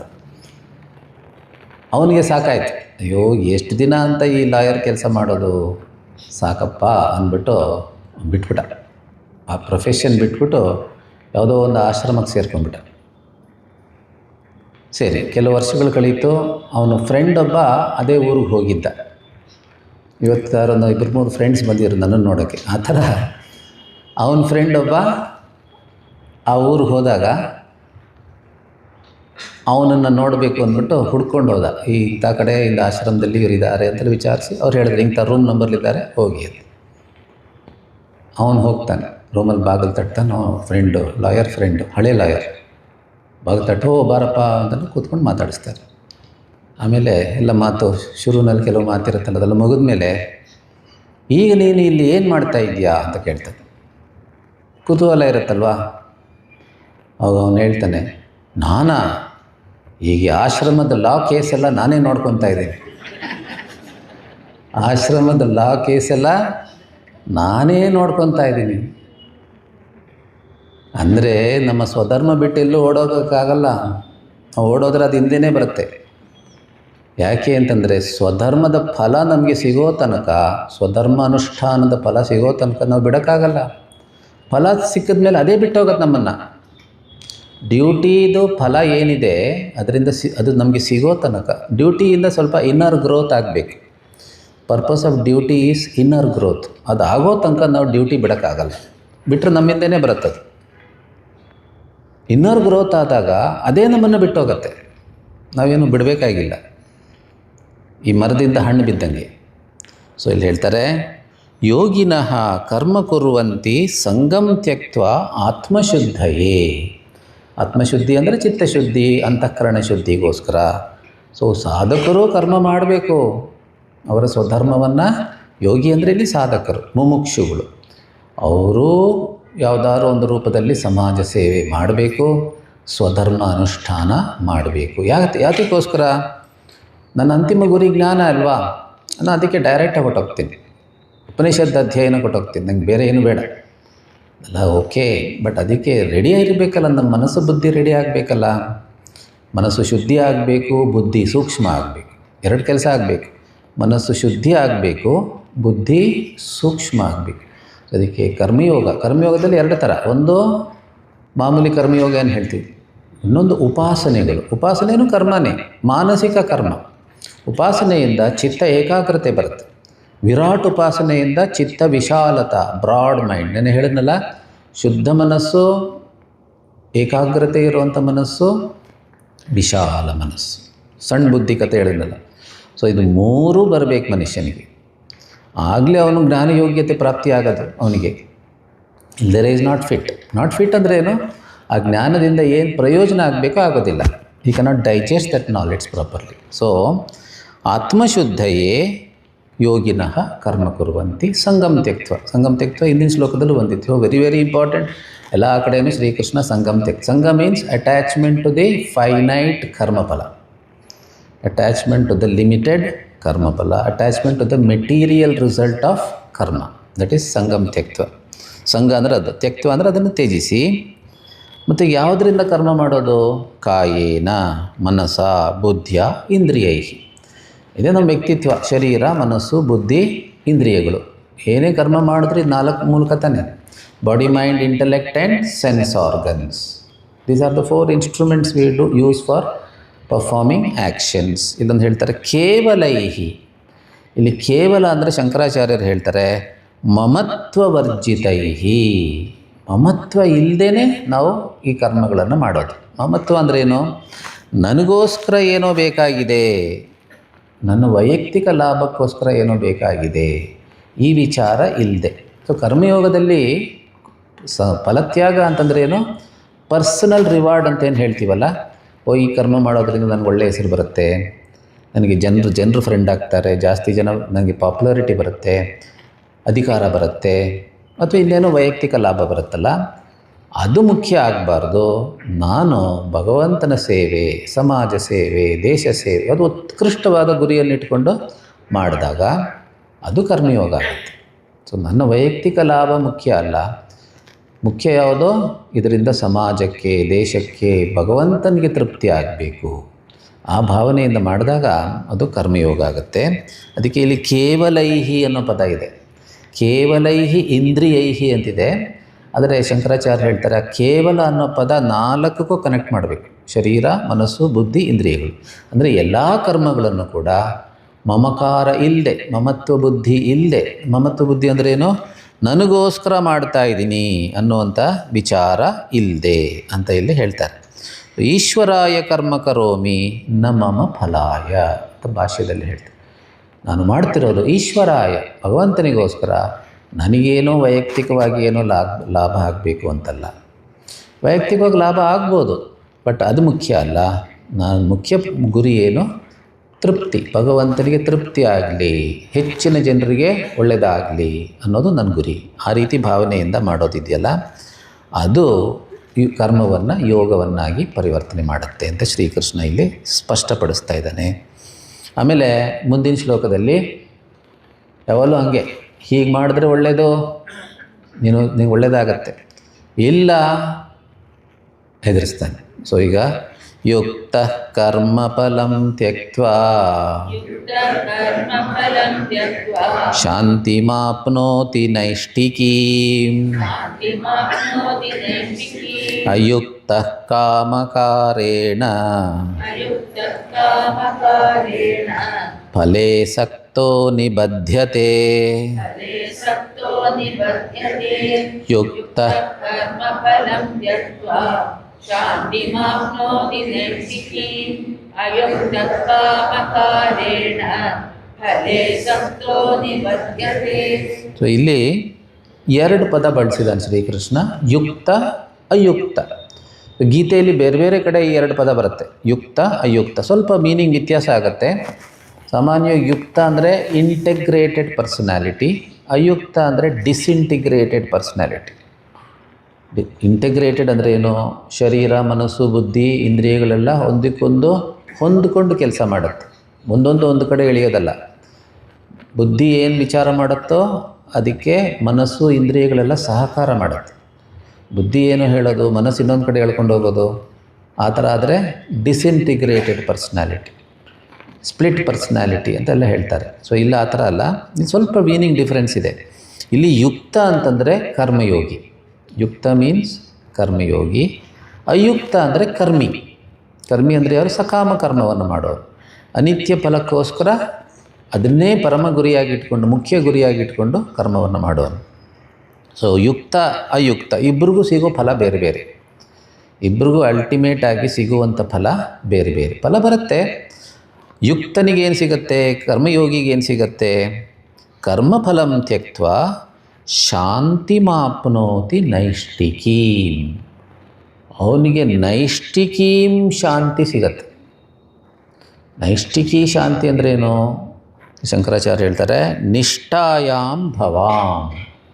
ಒಂದು ನಿಷ್ಠೆಯಿಂದ ಉಂಟಾದಂಥ ಶಾಂತಿ. ನಿಷ್ಠೆ ಅಂದರೆ ಕಮಿಟ್ಮೆಂಟ್. ಒಂದು ಸಾಧನೆಗೆ ಕಮಿಟ್ ಆಗೋದಕ್ಕೆ ಹೆಸರು ನಿಷ್ಠಾ. ಏನು ನಿಷ್ಠೆ? ಶಂಕರಾಚಾರ್ಯರು ಈ ಅಧ್ಯಾತ್ಮ ಮಾರ್ಗದ ಎಲ್ಲ ಹಂತಗಳನ್ನು ಹೇಳ್ತಾರೆ. First step, second step, third step, final step ಹೇಳ್ತಾರೆ. ಇಲ್ಲಿ ಫಸ್ಟು ಸತ್ವಶುದ್ಧಿ ಉಂಟಾಗತ್ತೆ. ಸತ್ವ ಅಂದರೆ ಅಂತಃಕರಣ, ಮನಸ್ಸು. ಸತ್ವಶುದ್ಧಿ ಅಂದರೆ ಅಂತಃಕರಣ ಶುದ್ಧಿ ಅಥವಾ ಮನಃಶುದ್ಧಿ ಅಥವಾ ಚಿತ್ತಶುದ್ಧಿ, ಬೇರೆ ಬೇರೆ ಥರ ಪದ ಬಳಸ್ತಾರೆ. ಆಮೇಲೆ ನಾನು ನೋಡಿದ್ವಿ ಚಿತ್ತಶುದ್ಧಿ ಅಂದರೆ ಏನು ಅಂತ ನೋಡಿದ್ವಿ, ಸತ್ವಶುದ್ಧಿ. ನೆಕ್ಸ್ಟು ಜ್ಞಾನ ಪ್ರಾಪ್ತಿ. ಸೊ ಕರ್ಮಯೋಗಿ ಮುಂದೆ ಮುಂದೆ ಹೋಗ್ತಾನೆ. ಆ ಸ್ಪಿರಿಚುವಲ್ ಜರ್ನಿಯಲ್ಲಿ ಆಧ್ಯಾತ್ಮಿಕ ಪ್ರಯಾಣ ಒಂದು ಮುಂದೆ ಮುಂದೆ ಹೋಗುತ್ತೆ. ಅವನು ಎವಾಲ್ವ್ ಆಗ್ತಾನೆ, ವಿಕಾಸ ಹೊಂದುತ್ತಾನೆ. ಯಾವ ರೀತಿ? ಫಸ್ಟು ಸತ್ವಶುದ್ಧಿ ಆಗುತ್ತೆ, ಮನಸ್ಸು ರಾಗದ್ವೇಷಗಳನ್ನು ಮೀರುತ್ತೆ.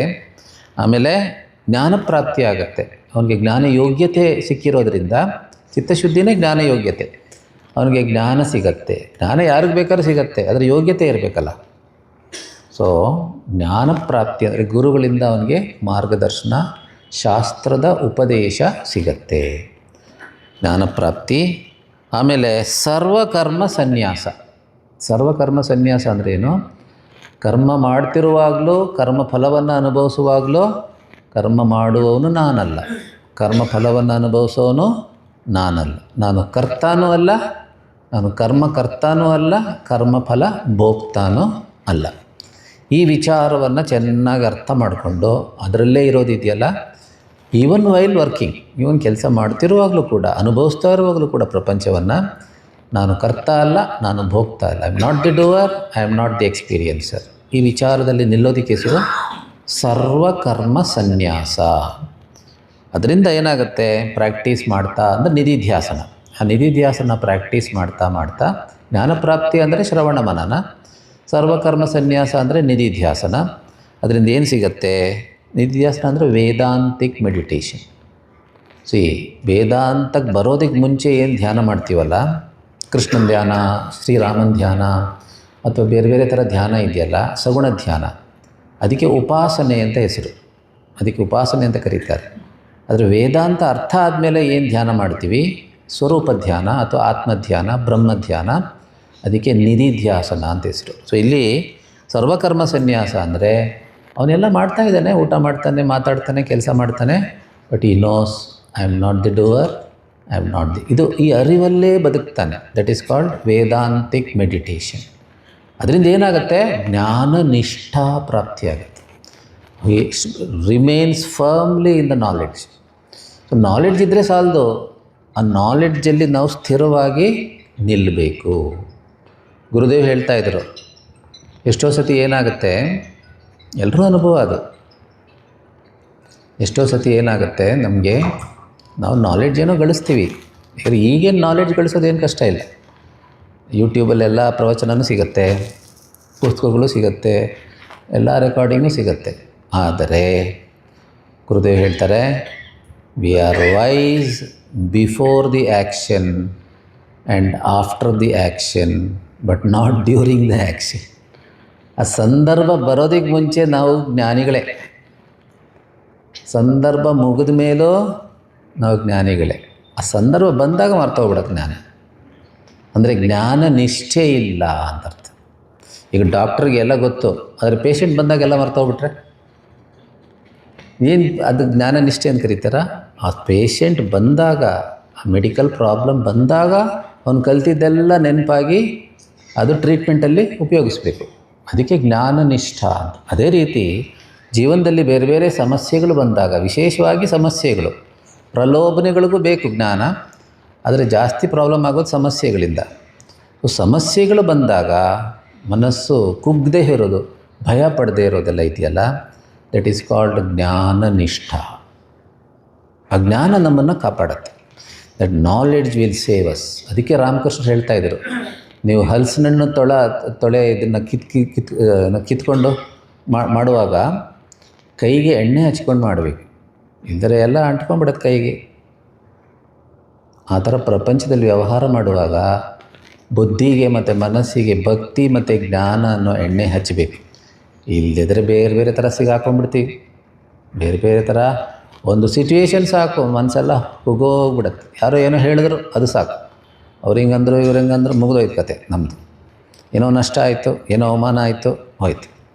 ಜ್ಞಾನ ನಿಷ್ಠೆ ಇಲ್ಲವೇ ಇಲ್ಲ. ಜ್ಞಾನ ಇದೆ, ಜ್ಞಾನ ನಿಷ್ಠೆ ಇಲ್ಲ. ಅದು ಕಾಮನ್, ಎಲ್ರದ್ದು ಅನುಭವ. ಆ ಜ್ಞಾನ ನಿಷ್ಠೆ ಬರಬೇಕಾದ್ರೆ ನಿಧಿಧ್ಯಾಸನ, ವೇದಾಂತಿಕ್ ಮೆಡಿಟೇಷನ್ ಮಾಡಬೇಕು. ಅದನ್ನೇ ಹೇಳ್ತಿರೋದು. ಸೊ ಕರ್ಮಯೋಗಿ ಆದವನು ಹಂತ ಹಂತವಾಗಿ ಮುಂದೆ ಹೋಗಿ ಆ ಜ್ಞಾನ ನಿಷ್ಠೆಯಲ್ಲಿ ನಿಲ್ತಾನೆ. ಆದರೆ ಸಕಾಮ ಕರ್ಮವನ್ನು ಮಾಡೋನು, ಬರೀ ಸಕಾಮ ಕರ್ಮ ಮಾಡೋನು ಅಲ್ಲೇ ಇರ್ತಾನೆ. ಮೈಂಡ್ ಡಿಸ್ಟರ್ಬ್ ಆಗಿ ಮೇಲೆ ಕೆಳಗೆ, ಕೆಲವೊಮ್ಮೆ ಖುಷಿಯಲ್ಲಿರ್ತಾನೆ, ಕೆಲವೊಮ್ಮೆ ಕೋಪದಲ್ಲಿರ್ತಾನೆ, ಕೆಲವೊಮ್ಮೆ ದುಃಖದಲ್ಲಿರ್ತಾನೆ, ಕೆಲವೊಮ್ಮೆ ಭಯದಲ್ಲಿರ್ತಾನೆ. ಅವನು ಯಾವಾಗ ಹೇಗಿರ್ತಾನೆ ಅಂತ ಅವ್ರ ಮನೆಯವ್ರಿಗೆ ಗೊತ್ತಿಲ್ಲ. ಒಮ್ಮೊಮ್ಮೆ ಖುಷಿಯಾಗಿರ್ತಾನೆ, ಬೆಳಗ್ಗೆ ಖುಷಿಯಾಗಿದ್ನಲ್ಲಿ ಸಾಯಂಕಾಲ ಏನಾಯಿತು ಇವನಿಗೆ ಅಂತ. ಬೆಳಿಗ್ಗೆ ಸಂತೋಷವಾಗಿ ನಗ್ನಕ್ಕೊಂಡಿದ್ದ, ಸಾಯಂಕಾಲ ಬರೋಷ್ಟರಲ್ಲಿ ಏನಾಯಿತು, ಆಫೀಸಲ್ಲಿ ಏನೋ ಗಲಾಟೆ ಆಗಿದೆ, ಆ ಕೋಪನ ಮನೆಯಲ್ಲಿರೋರ ಮೇಲೆ ತೀರಿಸ್ಕೊಂಡ್ಬಿಡ್ತಾನೆ ಅಲ್ವಾ. ಸೊ ಮನಸ್ಸು ಮೇಲೆ ಕೆಳಗೆ ಹೋಗ್ತಿರುತ್ತೆ. ಅದರಿಂದ ಅಯುಕ್ತ ಕಾಮಕಾರೇಣ ಅಂದರೆ ಕಾಮ ಪ್ರೇರಿತೆಯ. ಸೊ ಅವನು ಕರ್ಮ ಮಾಡುವಾಗ ನಾನು ಮುಮುಕ್ಷು ಅಂತೇನು ಕರ್ಮ ಮಾಡಲ್ಲ. ಅವನಿಗೇನು ಆ ಫಲ ಸಿಗತ್ತಲ್ಲ, ಅದಕ್ಕೋಸ್ಕರ ಕರ್ಮ. ಅನಿತ್ಯ ಫಲ ಸಿಗತ್ತಲ್ಲ, ಅದೇ ನನ್ನ ಕರ್ಮದ ಉದ್ದೇಶ, ಬೇರೆ ಯಾವ ಉದ್ದೇಶನೂ ಇಲ್ಲ. ಸೊ ದ ಮೋಟಿವ್ ಈಸ್, ಹೇತು ಏನು, ದ ಟೆಂಪ್ರರಿ ರಿಸಲ್ಟ್ ಆಫ್ ಕರ್ಮ, ಫಲಮಶಾಶ್ವತಂ. ಅವನು ಫಲೇ ಸಕ್ತೋ, ಆ ಅನಿತ್ಯ ಫಲವನ್ನು ಹಚ್ಕೊಂಡು ನಿಬದ್ಧತೆ ಅಂದರೆ ಬಂಧನಕ್ಕೆ ಒಳಗಾಗ್ತಾನೆ. ಅಂದರೆ ಅವನ ಮನಸ್ಸು ಹೇಗಿದೆ ಅಂತ ಅವನಿಗೆ ಗೊತ್ತಿಲ್ಲ, ಮನಸ್ಸು ಯಾವಾಗ ಹೇಗಿರುತ್ತೆ ಅವನಿಗೆ ಗೊತ್ತಿಲ್ಲ. ಮನಸ್ಸಿನ ಗುಲಾಮ ಆಗಿಬಿಡ್ತಾನೆ, ಪರಿಸ್ಥಿತಿಗಳ ಗುಲಾಮ ಆಗ್ತಾನೆ. ಅವನು ಯಾವಾಗ ನಗ್ನಗ್ತಾ ಇರ್ತಾನೋ, ಯಾವಾಗ ಕೋಪದಲ್ಲಿರ್ತಾನೋ ಯಾರು ಏನು ಹೇಳೋಕ್ಕಾಗಲ್ಲ. ಸೊ ಅದರಿಂದ ಅವನು ಮೇಲೆ ಕೆಳಗೆ ಹೋಗ್ತಿರ್ತಾನೆ. ಅವನ ಮನಸ್ಸು ಒಮ್ಮೊಮ್ಮೆ ಖುಷಿ, ಒಮ್ಮೊಮ್ಮೆ ಕೋಪ, ಒಮ್ಮೊಮ್ಮೆ ಅಸೂಯೆ, ಒಮ್ಮೊಮ್ಮೆ ಭಯ, ಈ ರೀತಿ ಮನಸ್ಸು ಭಾಳ ಚಂಚಲವಾಗಿರುತ್ತೆ ಅವನ ಮನಸ್ಸು ಅಂತ. ಅದೇ ಬಂಧನ, ಆ ಚಂಚಲ ಮನಸ್ಸೇ ಬಂಧನ. ಯಾಕಂದರೆ ಅದು ನಮಗೆ ಸ್ವಾತಂತ್ರ್ಯ ಇಲ್ಲ. ಏನೋ ಮಾಡಬೇಕು ಅಂದ್ಕೊತೀವಿ, ಆಗಲ್ಲ. ಏನೋ ಒಂದು ಪ್ರವಚನ ಕೇಳಬೇಕು ಅಂದ್ಕೊತೀವಿ, ಮನಸ್ಸು ಎಲ್ಲೆಲ್ಲೋ ಹೋಗ್ತಾ ಇದೆ, ಪ್ರವಚನ ಕೇಳೋಕ್ಕಾಗತ್ತಾ? ಸೊ ಕರ್ಮಿ ಅವನ ಮನಸ್ಸನ್ನು ಅವನ ಅಧೀನದಲ್ಲಿ ಇಟ್ಕೊಂಡಿಲ್ಲ, ಅದರಿಂದ ಅದೇ ಬಂಧನ. ಸೊ ಶ್ರೀಕೃಷ್ಣ ಈ 5ನೇ ಅಧ್ಯಾಯದಲ್ಲೂ ಕೂಡ ಈ ಕರ್ಮಯೋಗವೇ ಸನ್ಯಾಸಕ್ಕೆ ಅಂದರೆ ಜ್ಞಾನಕ್ಕೆ ಹೆಜ್ಜೆ, it is stepping stone to self knowledge ಅಂತ ಅದನ್ನು ಮತ್ತೆ ಹೇಳಿದ್ದಾನೆ. ಈಗ 6ನೇ ಅಧ್ಯಾಯದಲ್ಲಿ ಏನು ಹೇಳ್ತಾನೆ ನೋಡೋಣ. ಧ್ಯಾನಯೋಗ. ಧ್ಯಾನಯೋಗದಲ್ಲಿ ಮೊದಲನೇ 4 ಶ್ಲೋಕ ಅಷ್ಟೇ.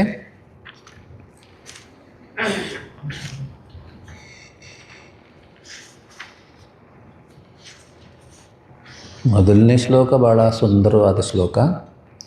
ಶ್ರೀ ಭಗವಾನುವಾಚ श्रीभगवानुवाच ಅನಾಶ್ರಿತಃ ಕರ್ಮಫಲಂ अनाश्रितः कर्मफलम् ಕಾರ್ಯಂ ಕರ್ಮ ಕರೋತಿ ಯಃ कार्यं कर्म करोति यः ಸ ಸನ್ಯಾಸಿ ಚ ಯೋಗಿ ಚ सन्न्यासी च योगी च ನ ನಿರಗ್ನಿರ್ನ ಚಾಕ್ರಿಯಃ. न निरग्निर्न चाप्रियः ಶ್ರೀ ಭಗವಾನ್ उवाच अनाश्रितः कर्मफलम् कार्यं कर्म करोति यः स सन्न्यासी च योगी च न निरग्निर्न चाप्रियः. ಸೊ ಇಲ್ಲಿ ಸ್ವಲ್ಪ ಕರ್ಮಯೋಗಿಯನ್ನು ಬಹಳ ಹೊಗಳ್ತಾನೆ. ಹಿಂದಿನ ಅಧ್ಯಾಯದಲ್ಲೂ ನೋಡಿದ್ವಿ. ಯಾರೋ ರಾಗದ್ವೇಷಗಳಿಲ್ಲದೆ ಗೃಹಸ್ಥ ಧರ್ಮವನ್ನು ಪಾಲಿಸ್ತಿದ್ದಾನೋ ಅವನು ನಿತ್ಯ ಸನ್ಯಾಸಿ ಅಂತ ಹೇಳ್ತಾನೆ ಶ್ರೀಕೃಷ್ಣ ಅಲ್ವಾ. 3ನೇ ಶ್ಲೋಕ 5ನೇ ಅಧ್ಯಾಯದಲ್ಲಿ. ಅದೇ ಥರ ಇಲ್ಲಿ ಕರ್ಮಯೋಗಿಯನ್ನು ಹೊಗಳ್ತಾ ಇದ್ದಾನೆ. ಸೊ ಫಸ್ಟ್ ಲೈನ್ ಇದೆಯಲ್ಲ, that is the definition of A Karmayogi. Karmayogi definition ಬೇಕು ಅಂದರೆ ಈ ಲೈನ್. ಅಫ್ಕೋರ್ಸ್ ಬೇರೆ ಕಡೆಯೂ ಇದೆ, ಬಟ್ ಇದು ಭಾಳ ಸ್ಪಷ್ಟವಾಗಿದೆ. ಯಹ ಯಾರು, ಯಹ ಯಾರು ಕರ್ಮ ಕರೋತಿ ಕರ್ಮ ಮಾಡ್ತಾನೆ. ಸೊ ಕರ್ಮ ತ್ಯಾಗ ಮಾಡಿಲ್ಲ, ಕರ್ಮ ಮಾಡ್ತಾನೆ. ಅವನ ಕರ್ತವ್ಯ ಕರ್ಮ ಮಾಡ್ತಾನೆ. ಯಾವ ಕರ್ಮ ಮಾಡ್ತಾನೆ? ಕಾರ್ಯಂ ಕರ್ಮ ಕರೋತಿ. ಸೊ ಯಹ ಯಾರು ಕರ್ಮ ಕರೋತಿ is leading an active life. But ಯಾವ ಕರ್ಮ ಮಾಡ್ತಾನೆ? ಕಾರ್ಯಂ ಕರ್ಮ ಕರೋತಿ, ಕರ್ತವ್ಯ ಕರ್ಮ. ಕಾರ್ಯಕರ್ಮ ಅಂದರೆ ಕರ್ತವ್ಯ ಕರ್ಮ. ಸಂಪ್ರದಾಯದ ಭಾಷೆಯಲ್ಲಿ ಹೇಳೋದಾದರೆ ನಿತ್ಯ ನೈಮಿತ್ತಿಕ ಕರ್ಮಗಳು, ಡೈಲಿ ಆ್ಯಂಡ್ ಒಕೇಶನಲ್ ಡ್ಯೂಟೀಸ್. ಅದು ವೈದಿಕ ಅರ್ಥದಲ್ಲೂ ತೊಗೊಬೋದು, ಲೌಕಿಕ ಅರ್ಥದಲ್ಲೂ ತೊಗೊಬೋದು. ಸೊ ನಿತ್ಯ ನೈಮಿತ್ತಿಕ ಕರ್ಮ ಅಥವಾ ಸ್ವಧರ್ಮ ಅಂತ ಕರಿಬೋದು, ಅಥವಾ ಅಲ್ಲಿ ಕರ್ತವ್ಯ ಕರ್ಮ ಅಂತ ಕರಿಬೋದು, ಅಥವಾ ನಿತ್ಯ ನೈಮಿತ್ತಿಕ ಕರ್ಮಗಳನ್ನು ಮಾಡ್ತಾನೆ. ಆದರೆ ಮೇನ್ ಪಾಯಿಂಟ್ ಇಲ್ಲಿ ಕರ್ಮಫಲಂ ಅನಾಶ್ರಿತ. ಕರ್ಮಕ್ಕೆ ಫಲ ಇದ್ದೇ ಇದೆ, ಅನಿತ್ಯ ಫಲ. ಕರ್ಮಕ್ಕೆ ಯಾವಾಗಲೂ ಅನಿತ್ಯ ಫಲನೇ. ಕರ್ಮದಿಂದ ಮೋಕ್ಷ ಇಲ್ಲ. ಮೋಕ್ಷ ಅಂದರೆ ಅನಂತ ಫಲ. ಕರ್ಮದಿಂದ ಮೋಕ್ಷ ಇಲ್ಲ, ಜ್ಞಾನದಿಂದಲೇ ಮೋಕ್ಷ ಅಂತ ನಾವು ಸ್ಪಷ್ಟವಾಗಿ ಮನಸ್ಸಲ್ಲಿ ಇಟ್ಕೊಬೇಕು. ಹಾಗಾದರೆ ಕರ್ಮ ಯಾಕೆ ಮಾಡಬೇಕು ಅಂತ ಪ್ರಶ್ನೆ ಬರುತ್ತೆ. ಚಿತ್ತಸ್ಯ ಶುದ್ಧಯೇ ಕರ್ಮ ಅಂತ ವಿವೇಕ ಚೂಡಾಮಣಿಯಲ್ಲಿ ಶಂಕರಾಚಾರ್ಯ ಚಿತ್ತಶುದ್ಧಿಗೋಸ್ಕರ ಕರ್ಮ ಮಾಡು ಅಂತ ಹೇಳ್ತಾರೆ. ಸೊ ಯಾಕಂದರೆ ಚಿತ್ತಶುದ್ಧಿ ಇಲ್ಲದೆ ಜ್ಞಾನಯೋಗ್ಯತೆ ಇಲ್ಲ, ಜ್ಞಾನಯೋಗ್ಯತೆ ಇಲ್ಲದೆ ಜ್ಞಾನ ಇಲ್ಲ. ಜ್ಞಾನ ಅಂದರೆ ಆತ್ಮಜ್ಞಾನ, ಬ್ರಹ್ಮಜ್ಞಾನ. ಜ್ಞಾನ ಇಲ್ಲದೆ ಮೋಕ್ಷ ಇಲ್ಲ, ಮೋಕ್ಷ ಇಲ್ಲದೆ ಆನಂದ ಶಾಂತಿ ಇಲ್ಲ. ಸೊ ಮೋಕ್ಷ ಇಲ್ಲದೆ ಆನಂದ ಶಾಂತಿ, ಸ್ಥಿರವಾದ ಆನಂದ ಶಾಂತಿ ಇಲ್ಲ. ನಾವು ಪರಿಸ್ಥಿತಿಗಳಿಗೆ ಗುಲಾಮರಾಗ್ಬಿಡ್ತೀವಿ, ದೇಹಕ್ಕೆ ಗುಲಾಮರಾಗ್ಬಿಡ್ತೀವಿ. ಸೊ ಆ ರೀತಿ ಗುಲಾಮಗಿರಿ ಬೇಡ. ಅಂದರೆ ನಾವು unconditional happiness, unconditional peace, unconditional love ಇದೆಲ್ರಿಗೂ ಬೇಕು. ಆದರೆ ಇದು ಯಾವುದೋ ಕರ್ಮದ ಫಲ ಅಲ್ಲ. ಇದು 3 ಎಲ್ರಿಗೂ ಬೇಕು. ಈಗ ರಿಲೇಷನ್ಶಿಪ್ಸಲ್ಲಿ ನಾವು ಕಂಡೀಷನಲ್ ಲವ್ ಇಷ್ಟಪಡ್ತೀವೋ, ಅನ್ಕಂಡೀಷನಲ್ ಲವ್ ಇಷ್ಟಪಡ್ತೀವೋ. ಸಪೋಸ್ ಒಬ್ಬ ಹುಡುಗಿಗೆ ಹೇಳ್ತಾನೆ, I love you because your father is rich. ಆ ಹುಡುಗಿ ಏನಾದರೂ ಖುಷಿ ಪಡ್ತಾಳ? ಪಟ್ ಅಂತ ಹೊಡೆದು ಕಳಿಸ್ತಾಳೆ, ಕೆಡಾವಟ್ ಅಂತ. ಹೌದಾ? ಓ ನನ್ನ ಅಪ್ಪ ಹಣವಂತ ಅಂತ ನೀನು ನನ್ನನ್ನು ಪ್ರೀತಿಸ್ತೀಯಾ? ಯಾರೇ ಇರಲಿ ನಮ್ಮಪ್ಪ ನೀನು ನನ್ನನ್ನು ಪ್ರೀತಿಸ್ಬೋದು. ನಿಜವಾದ ಪ್ರೀತಿ. ಹಣ ಇರಲಿ ಬಿಡಲಿ, ಬಟ್ ಆ ಥರ ಎಲ್ಲ ಪ್ರೀತಿ ಇಲ್ಲವೇ ಇಲ್ಲ ಜಗತ್ತಲ್ಲಿ ಬರೀ ಕಂಡೀಷ್ನಲ್ ಲವ್ವೇ, ಕಂಡೀಷ್ನಲ್ ಹ್ಯಾಪಿನೆಸ್ಸೇ ಎಲ್ಲ. ಆ ಥರ ಬೇಕು ಅಂದರೆ ಅಧ್ಯಾತ್ಮಕ್ಕೆ ಬರಬೇಕು. ಯಾರು ಅಧ್ಯಾತ್ಮದಲ್ಲಿ ತುಂಬ ಮುಂದುವರೆದಿದ್ದಾರೋ ಅವರು ಮಾತ್ರ ಅನ್ಕಂಡೀಷ್ನಲ್ ಲವ್ ತೋರ್ಸೋಕ್ಕೆ ಸಾಧ್ಯ. ಮಿಕ್ಕಿದ್ದೆಲ್ಲ ಲೌಕಿಕ ಪ್ರೀತಿಯೆಲ್ಲ ಕಂಡೀಷನ್ ಮೇಲೆ ನಿಂತಿರೋದು ಅಲ್ವಾ. ಸೊ ಇಲ್ಲಿ ಹೇಳ್ತಾರೆ, ಅನಾಶ್ರಿತ ಕರ್ಮಫಲಂ ಕಾರ್ಯಂ ಕರ್ಮ ಕರೋತಿ ಯಃ. ಕರ್ಮಫಲವನ್ನು ಆಶ್ರಯಿಸಿದೆ ಯಾರೋ ತನ್ನ ಕರ್ತವ್ಯವನ್ನು ಮಾಡ್ತಾನೋ. ಸೊ ಇಲ್ಲಿ ಕರ್ಮಫಲವನ್ನು ಆಶ್ರಯಿಸದೇ ಇರೋದು ಅಂದರೆ ಏನು? ಶಂಕರಾಚಾರ್ಯ ಕರ್ಮಫಲ ತೃಷ್ಣಾರಹಿತ. ತೃಷ್ಣ ಅಂತ ಒಂದು ವರ್ಡ್ ಇದೆ ಸಂಸ್ಕೃತದಲ್ಲಿ. ತೃಷ್ಣ ಅಂದರೆ ತೀವ್ರವಾದ ಬಯಕೆ. ಈಗ ನಮಗೆ ತುಂಬ ಹೊತ್ತಿಂದ ನೀರು ಕುಡ್ದಿಲ್ಲ ಅಂತ ಇಟ್ಕೊಳ್ಳೋಣ. ಇಲ್ಲೇನೋ ನೀರಿದೆ, ಅವಾಗ ಕುಡಿತಾ ಇರ್ತೀನಿ. ಸಪೋಸ್ ಇಲ್ಲ ಅಂದರೆ ತುಂಬ ಕಷ್ಟ ಆಗಿಬಿಡುತ್ತೆ. ಈ ವಿಚಾರ ಎಲ್ಲ ಮರ್ತೋಗ್ಬಿಡುತ್ತೆ. ಯಾಕಂದರೆ ನೀರು ಮೇಲೆ ಗಮನ ಆಗಿಬಿಡುತ್ತೆ, ಗಂಟ್ಲ ಮೇಲೆ ಗಮನ ಬಂದ್ಬಿಡುತ್ತೆ. ಸೊ ತೃಷ್ಣ ಅಂದರೆ ನೀರು ಬೇಕು, ನೀರು ಬೇಕು, ನೀರು ಬೇಕು, ಒಂದೇ ಯೋಚನೆ ಬರೋದಿದೆಯಲ್ಲ ತೃಷ್ಣ. ಅದೇ ಥರ ಇನ್ನೇನೋ ಬೇಕು ಬೇಕು ಬೇಕು ಬೇಕು, ಅದೊಂದೇ ಯೋಚನೆ ಮನಸ್ಸಲ್ಲಿ ಬಂದರೆ ದಟ್ ಈಸ್ ಕಾಲ್ಡ್, ಏನೋ ಬೇಕು ಅಂತಲ್ಲ, ಕ್ಯಾಶುವಲ್ ಬೇಕು ಅಲ್ಲ, ಬೇಕೇ ಬೇಕು. ಇಲ್ಲದೇ ಇದ್ರೆ ನಾನು ನೆಮ್ಮದಿಯಾಗಿರೋಕ್ಕೆ ಸಾಧ್ಯ ಇಲ್ಲ.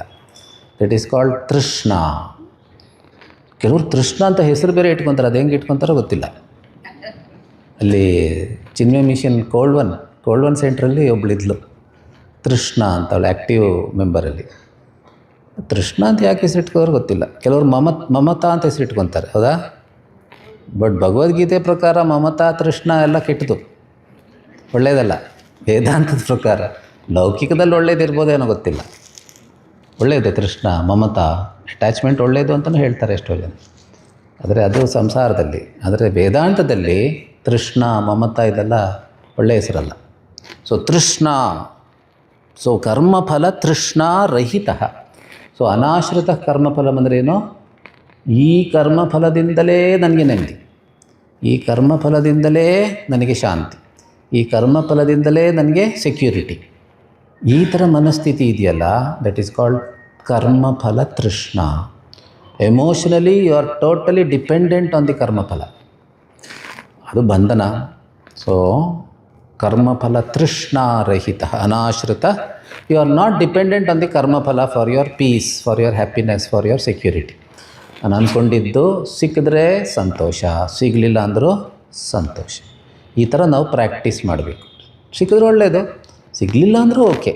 ಈ ಥರ ಡಿಪೆಂಡೆನ್ಸ್ನ ನಾವು ಮೀರಬೇಕು. We have to go beyond dependence on external factors. Gurudev ಸಂಸಾರಿಗೆ ಒಂದು ಡೆಫಿನೇಷನ್ ಕೊಟ್ಟಿದ್ದಾರೆ. He who depends on external factors to be happy is a ಸಂಸಾರಿ. ಸನ್ಯಾಸಿನೂ ಆ ಥರ ಆಗ್ಬೋದು. ನನ್ನ ಪ್ರವಚನಕ್ಕೆ ಜಾಸ್ತಿ ಜನ ಬಂದರೆ ಮಾತ್ರ ನಂಗೆ ಖುಷಿ, ಅವನು ಸಂಸಾರಿ. ಸ್ವಾಮೀಜಿಗೆ ಸಪೋಸ್ ಇವಾಗ ನನಗೆ ಏನು ಜನ ಕಮ್ಮಿ ಇದ್ದಾರಲ್ಲ ಅಂತ ಬೇಜಾರು ಮಾಡಿಕೊಂಡ್ರೆ ನಾನು ಸಂಸಾರಿ ಆಗಿಬಿಟ್ಟೆ. ಜನ ಬರಲಿ ಬಿಡಲಿ, 10 ಜನ ಇದ್ದರೂ ನಮ್ಮ ಖುಷಿಯಾಗಿ ಮಾತಾಡೋದೆ. ಹಂಗಿದ್ರೆ ಓಕೆ ಸಾಧಕ, ಇಲ್ಲದೇ ಇದ್ರೆ ಸಂಸಾರಿ. ಸಂಸಾರಿ ಅಂದರೆ ಏನು? He who depends on external things to be happy, situations to be happy is a ಸಂಸಾರಿ. ಇಲ್ಲ ಹೊರಗಡೆ ಏನಾದರೂ ಇತ್ಕೊಳ್ಳಿ, ನಾನು ಏನದು ಯೋಗರತೋವ ಭೋಗರತೋವ ಸಂಗರತೋವ ಸಂಗವಿಹೀನ ಯಸ್ಯ ಚಿತ್ತಂ ಬ್ರಹ್ಮಣಿ ರಮತೆ ನಂದತಿ ನಂದತಿ ನಂದತಿ ಏವ. Unconditionally he is happy, is unconditionally happy. ಹೊರಗಡೆ ಸಿಚುವೇಶನ್ ಏನಾದರೂ ಇತ್ಕೊಳ್ಳಿ, ನನ್ನ happiness does not depend on the external situation, because my very nature is happiness. ಆನಂದ ನನ್ನ ಸ್ವರೂಪವೇ ಆದಮೇಲೆ ನಾನು ಯಾಕೆ ಹೊರಗಡೆ ಡಿಪೆಂಡ್ ಆಗಬೇಕು? ಅದನ್ನು ಡಿಪೆಂಡ್ ಆಗ್ತೀವಿ, ಯಾಕೆಂದರೆ ನಾವು ಬಾಡಿ ಮೈಂಡ್ ಜೊತೆ ಐಡೆಂಟಿಫೈ ಮಾಡಿಕೊಂಡು ನಾನು ಪರಿಚ್ಛಿನ್ನ ಜೀವ, ಜಗತ್ತು ಬೇರೆ, ಜಗತ್ತಿಂದ ನನಗೆ ಸುಖ ಬೇಕು, ಈ ರೀತಿ ಮನಸ್ಥಿತಿ ಎಷ್ಟೋ ಜನ್ಮಗಳಿಂದ ಪ್ರಾಕ್ಟೀಸ್ ಮಾಡಿಬಿಟ್ಟಿದ್ದೀವಿ. ಅದರಿಂದ ತಕ್ಷಣ ಅದನ್ನು ಬದಲಾಯಿಸೋದು ಕಷ್ಟ ಆಗುತ್ತೆ. ಸೊ ನಾಳೆ ಈ ವಿಚಾರ ಮುಂದುವರಿಸೋಣ. ಇನ್ನೊಂದು 3 ಶ್ಲೋಕ ಇದೆ 6ನೇ ಅಧ್ಯಾಯದಲ್ಲಿ. ಆಮೇಲೆ 12ನೇ ಅಧ್ಯಾಯ ನಾಳೆ ಮುಗಿಸಿ ಕೊನೆಯ ದಿವಸ 18ನೇ ಅಧ್ಯಾಯಕ್ಕೆ ಹೋಗೋಣ. ನಾಳೆ 4:15 5:15 ಮಕ್ಕಳಿಗೆ ಒಂದು ವಿಶೇಷ ಕಾರ್ಯಕ್ರಮ ಇದೆ. ಎಲ್ಲರೂ ಕೂಡ ನಿಮ್ಮ ಮಕ್ಕಳು, ಮೊಮ್ಮಕ್ಕಳು ಅಥವಾ ಮರಿಮಕ್ಕಳನ್ನು ಕರ್ಕೊಂಬನ್ನಿ ನಾಳೆ. ಹರಿ ಓಂ.